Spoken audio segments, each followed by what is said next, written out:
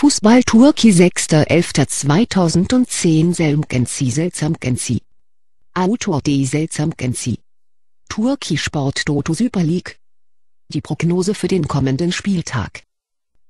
Selmgenci eingetragene Marke Selvawe eingetragene Marke Betting Trader eingetragene Marke Selmgenci eingetragene Marke.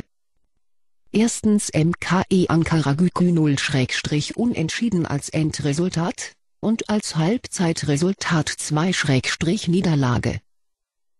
Zweitens Antalyaspor 1-Sieg als Endresultat und als Halbzeitresultat 0-Unentschieden.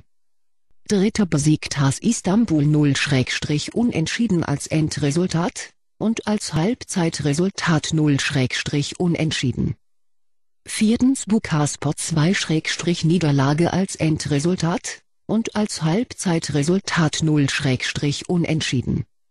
Fünftens Bursaspor 1-Sieg als Endresultat und als Halbzeitresultat 0-Unentschieden. Sechster Eskişehirspor 0-Unentschieden als Endresultat und als Halbzeitresultat 0-Unentschieden.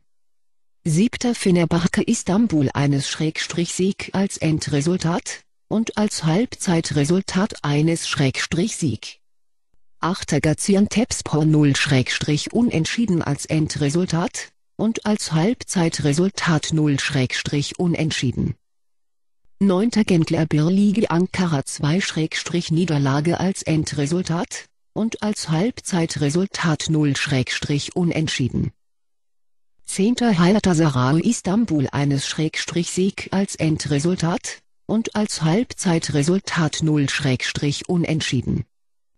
Elftes Istanbul BB 1-Sieg als Endresultat und als Halbzeitresultat 0-Unentschieden.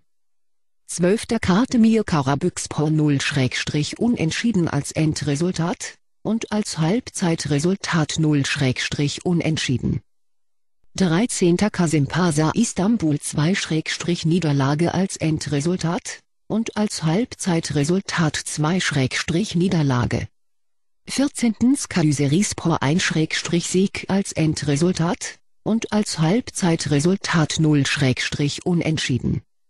15. Konyaspor 2-Niederlage als Endresultat und als Halbzeitresultat 0-Unentschieden. 16. Manisaspor 2-Niederlage als Endresultat und als Halbzeitresultat 0-Unentschieden. 17. Sivasspor 2-Niederlage als Endresultat und als Halbzeitresultat 2-Niederlage. 18. Trabzonspor 1-Sieg als Endresultat und als Halbzeitresultat 0-Unentschieden.